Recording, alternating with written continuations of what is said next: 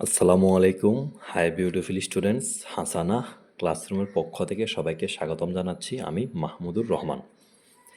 SSC 2026 পরীক্ষার্থী যারা আছো, তোমাদের নেক্সট পরীক্ষা হচ্ছে ইসলাম শিক্ষা পরীক্ষা। ইসলাম শিক্ষা পরীক্ষায় সৃজনশীল যেভাবে লিখলে তুমি 10-এ 10 পাবা, এবং ইসলাম শিক্ষা একটা ইউনিক সাবজেক্ট। ওই সাবজেক্টটাতে আয়াত হাদিস উল্লেখ করতে হয় সৃজনশীল লেখার সময়। ওই আয়াত হাদিস তুমি কতটুকু এবং কিভাবে লিখবা, এই পূর্ণাঙ্গ বিষয়টা নিয়ে আমি আজকের ভিডিওতে আলোচনা করব ইনশাল্লাহ। তো তোমরা শুরু থেকে শেষ পর্যন্ত দেখো, তাহলে 10-এ 10 পেতে পারবা একটা সৃজনশীলে। তোমরা যারা প্রথমবারের মতো আমার চ্যানেলটা ভিজিট করতেছো এবং যারা হচ্ছে যে এখনও সাবস্ক্রাইব করো না চ্যানেলটা, তোমাদের কাছে রিকোয়েস্ট থাকবে ভাইয়ারা চ্যানেলটা সাবস্ক্রাইব করে পাশে থাকা বেল আইকনটা ক্লিক করে রাখো, যেন এরকম ভিডিওগুলো আপলোড দেওয়ার সাথে সাথে তোমরা নোটিফিকেশন পেয়ে যাও। চলো আমরা শুরু করি। ইসলাম শিক্ষা সাবজেক্টটা খুবই ইজি, বাট এখানে মার্ক উঠানোটা একটু টাফ, কারণ সবাই গদ বাঁধা নিয়মেই লেখে, যার কারণে স্যাররা মার্কস দিতে চায় না।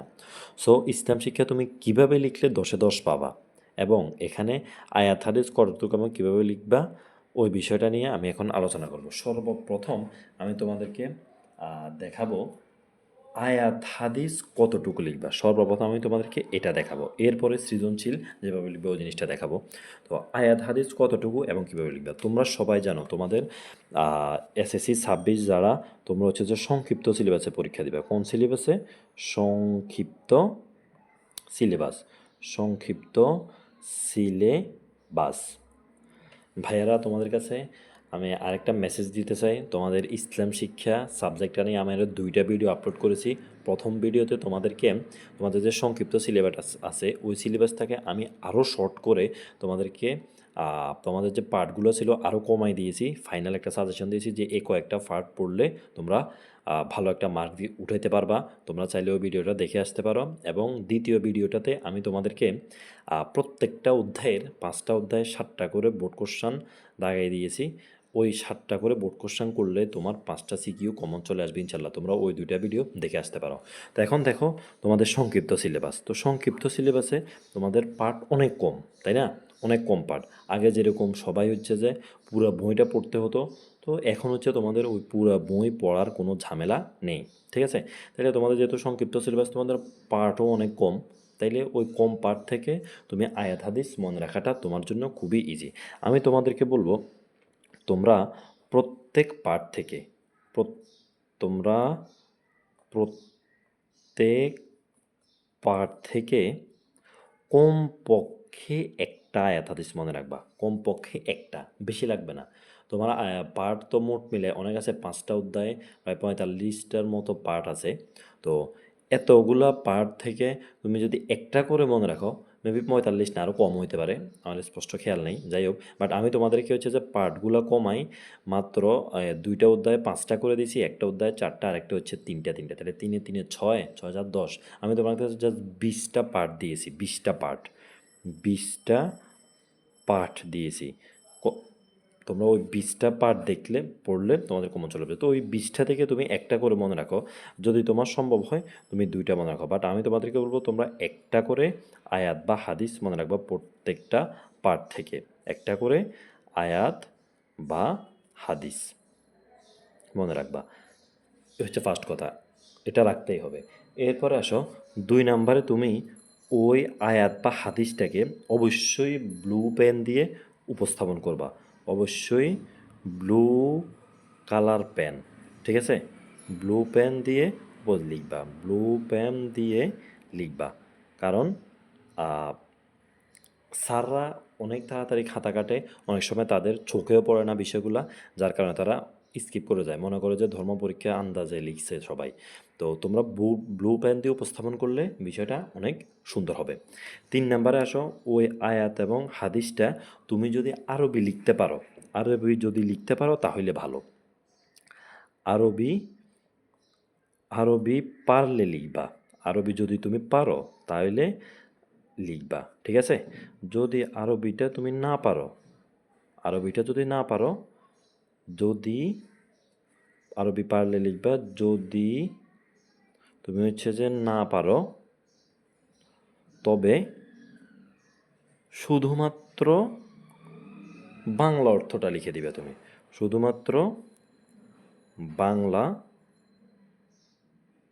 অর্থটা লিখবা। আশা করি তোমাদেরকে বুঝাতে পারছি। অনেকে আরবি লিখতে পারো না, তো যারা আরবি লিখতে পারো না তোমরা শুধুমাত্র বাংলা অর্থটা লিখবা, এর চেয়ে বেশি কিছু লেখার প্রয়োজন নাই। আর আয়াত বা হাদিস লিখার নিয়ম যেটা, আয়াত বা হাদিস লিখার নিয়মটা আমি তোমাদেরকে এখন দেখাই দিতেছি তোমরা কিভাবে লিখবা। লিখার নিয়ম, আয়াত বা হাদিস লিখার নিয়ম হচ্ছে, তুমি যদি আয়াত লেখো তাইলে লিখবা আল্লাহ তাআলা বলেছেন, এভাবে লিখবা আল্লাহ তাআলা বলেছেন, আল্লাহ তাআলা বলেছেন। যদি হাদিস হয় তাহলে লিখবা হজরত মুহাম্মদ সাল্লাল্লাহু আলাইহি সাল্লাম বলেছেন, বা যদি অন্য সাহাবীদের উল্লেখ করো তাহলে লিখবা ওনারা বলেছেন, বলেছেন দিয়ে একটা কমা দেবে, দিয়ে তোমরা এখান থেকে শুরু করবা না, তোমরা নিচে আসবা, কোলন দুইটা দিবা, দেওয়ার পরে তোমরা তোমাদের মতো করে লেখা শুরু করবা। ধরো হচ্ছে যে এটা এখানে শেষ হয়েছে, তখন দাঁড়িয়ে দিয়ে দিয়ে শেষ করবা, শেষ করে তুমি এখানে ওই রেফারেন্সটা দিয়ে দিবা, ওই রেফারেন্সটা এখানে উল্লেখ করে দেবা। আশা করি তোমাদেরকে বুঝাইতে পারছি। আবার বলতেছি, আল্লাহ তাআলা বলেছেন, এখান থেকে শুরু করবা না, তুমি একটু নিচ থেকে শুরু করলে বিষয়টা স্পষ্ট দেখা যাবে এবং স্যারদের বিষয়টা চোখে পড়বে, এবং এখানে রেফারেন্স দিয়ে দিবা। তাইলে আয়াত হাদিস সম্পর্কে তোমাদেরকে আমি বুঝাতে পারছি। এবার আসো তোমরা ইসলাম শিক্ষার সৃজনশীল যেভাবে লিখলে তুমি 10-এ 10 পাবে, আমি এখন তোমাদেরকে দেখাবো তোমরা কীভাবে আনসার করবা পরীক্ষায় একটা সৃজনশীল। তো তোমরা কীভাবে আনসার করবা ওই জিনিসটা দেখানোর জন্য আমি দেখাই দিচ্ছি তোমরা কতটুকু করে আনসার করবা। প্রথম হচ্ছে তুমি মার্জিন টানবা, তাই না? মার্জিন টানার পর ধরো হচ্ছে যে তুমি লিখবা 1 নং প্রশ্ন উত্তর, ঠিক আছে?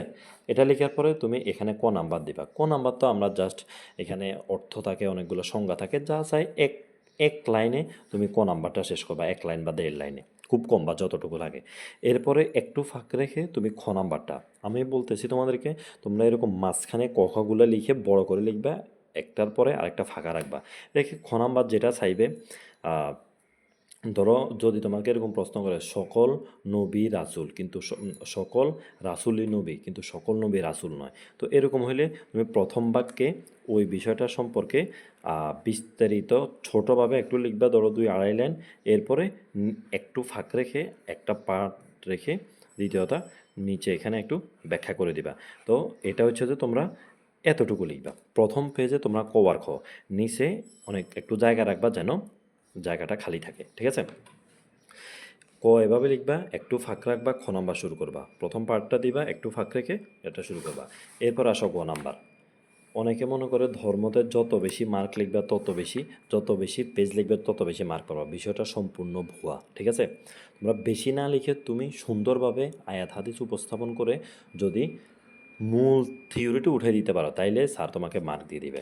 এরপর আসো গ নাম্বারটা শুরু করবা। তো গ নাম্বারে তোমাদেরকে যেটা চাইবে, ধরো উদ্দীপকের সাথে ধরো কোনো একজন মানুষের কথা বলছে, উদ্দীপকটির সাথে ইসলামের কোন খলিফা বা কোন নবীর সাথে মিল রয়েছে, তো তুমি এটা লিখে দিবা উদ্দীপকের সাথে সাথে বইয়ের এই হযরত মুহাম্মদ সাল্লাল্লাহু আলাইহি ওয়াসাল্লামের মিল রয়েছে, এখানে শেষ করবা।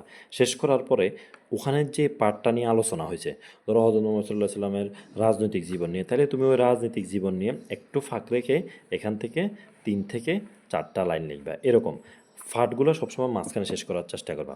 সর্বশেষ পার্টে আসি তুমি উদ্দীপকের সাথে বইয়ের যে মিল আছে ওই মিলটা উপস্থাপন করবা, ঠিক আছে? উপস্থাপন করবা কতটুকু? 1 পেজ লেখার পরে সর্বোচ্চ তুমি হচ্ছে যে পরবর্তী পেজের সর্বোচ্চ 2 থেকে 2.5 লাইন বা 3 লাইন, এর চেয়ে বেশি আমি প্রেফার করি না, কারণ বেশি লিখা মানে বেশি মার্ক না। আশা করি তোমরা বুঝতে পারছো। এরপর আসো ঘ নাম্বার, একটু স্পেস দিয়ে তুমি ঘ নাম্বারটা শুরু করবা। ঘ নাম্বারেও ঠিক একই, উদ্দীপকের সাথে যে জিনিসটা সাদৃশ্যপূর্ণ তুমি হচ্ছে যে ওই বিষয়টা দেখাবা শুরুতেই, ঠিক আছে? দেখাবা। এরপরে ওই বিষয়টা সম্পর্কে অল্প একটু লিখবা, এটা উদ্দীপকের সাথে মিল না, তুমি নিচ থেকে ওই বিষয়টার সাথে কতটুকুই আছে ওই বিষয়টা একটু লিখবা। লেখার পরে উদ্দীপকের সাথে তুমি ওই বিষয়টা মিলাই দিবা, ঠিক আছে? উদ্দীপকের সাথে যে বিষয়টা আছে ওই বিষয়টার ব্যাখ্যা মিলাই দিবা। মিলাই দেওয়ার পরে এর পরের পেজে আসি, ঘ নাম্বার সর্বোচ্চ 2 পেজ দিবা। এর পরের পেজে সর্বশেষ পেজে আসি, তুমি হচ্ছে যে ধরো হচ্ছে যে এটা ব্যাখ্যা দিতেছ, সর্বশেষ এখানে আবার উদ্দীপকের সাথে যে লেখাটা এটা মিলছে কিভাবে, ওই সর্বশেষ লাস্টের এভাবে লিখতে পারো যে উপরোক্ত আলোচনা থেকে এটাই প্রতীয়মান উপরোক্ত আলোচনা থেকে এটাই প্রতীয়মান হয় যে উদ্দীপকের সাথে ধরো হযরত মুহাম্মদ সাল্লাল্লাহু আলাইহি ওয়াসাল্লামের পারিবারিক জীবনের মিল রয়েছে, এতটুকু দিবা। তাহলে আমি তোমাদেরকে আবার দেখাইতেছি কতটুকু করে লিখবা। খ নাম্বার 1 পেজ, গ নাম্বার হচ্ছে তুমি 1 পেজ এবং আরেক পেজের কোমর লিখবা। আর কীভাবে লিখবে আমি তোমাদেরকে বলছি, পার্ট আকারে লিখবা যেন স্যাররা স্পষ্ট বুঝে যে এখানে একটা পার্ট আছে, এবং কি এই যে নাম্বারগুলো তোমরা বড় করে দিবা যেন স্যাররা ধরতে পারে, কারণ এগুলো সব লিখিত, যার কারণে অনেক সময় স্যাররা বুঝতেই পারে না এটা কোন নাম্বার। এরপরে ঘ নাম্বারটা তুমি অনেকগুলো স্পেস রাখি শেষ শুরু করবা। প্রথমে এই পার্ট, এরপর আরেকটা পার্ট, এরপর উদ্দীপকের সাথে বইয়ের অংশটা মিলাবা, সর্বশেষ হচ্ছে তুমি ক্লোজিং দিয়ে দিবা। উপরোক্ত আলোচনা থেকে এটাই প্রতীয়মান হয় যে এভাবে। আর ভাইয়ারা, তোমাদেরকে তো আমি বলছি যে তোমরা আয়াত হাদিস কতটুকু লিখবা, তোমরা সর্বোচ্চ চেষ্টা করবা প্রত্যেকটা সৃজনশীলে হচ্ছে প্রত্যেকটা কোশ্চানে গ এবং ঘতে অন্তত পক্ষে একটা বা সর্বোচ্চ 2টা আয়াত বা হাদিস উপস্থাপন করা, বা একটা আয়াত একটা হাদিস উপস্থাপন করা। তুমি পারলে আরবিতে লিখবা, যদি না পারো তাইলে বাংলা অর্থতে লিখবা। আর আয়াত লিখার নিয়ম আমি আবার দেখিয়ে দিতেছি এভাবে। আল্লাহ তাআলা বলেছেন খালি রাখবা, বা হাদিসে বর্ণিত আছে খালি রাখবা, এরপরে আয়াত বা হাদিসটা লিখবা, লেখার পরে এখানে রেফারেন্সটা দিয়ে দিবা। তো ঠিক আছে ভাইয়ারা, তোমরা সবাই ভালো থাকো, তোমাদের জন্য শুভকামনা। তোমাদের ধর্ম পরীক্ষা খুবই সহজ একটা সাবজেক্ট, তোমরা সুন্দরভাবে উপস্থাপন করার মাধ্যমে যেন A+ উঠায় নিয়ে আসতে পারো এই সাবজেক্ট থেকে, তোমাদের সবার জন্য এই শুভকামনা রইল। সর্বশেষ তোমাদের কাছে একটা রিকোয়েস্ট থাকবে, তোমরা চ্যানেলটা সাবস্ক্রাইব করে পাশে থাকা বেল আইকনটা ক্লিক করে রাখো, এবং পরবর্তী কোন ভিডিও পেতে চাও তা কমেন্ট করতে পারো, আমি ওই ভিডিও দেওয়ার সর্বোচ্চ চেষ্টা করব। তো ঠিক আছে ভাইয়ারা, সবাই ভালো থাকো, সুস্থ থাকো, তোমাদের জন্য অনেক অনেক অনেক শুভকামনা, যেন তোমাদের সবচেয়ে সহজ সাবজেক্টটায় তোমরা সবাই A+ উঠায় নিয়ে আসতে পারো। সবাই ভালো থাকো, আল্লাহ হাফেজ, আসসালামু আলাইকুম।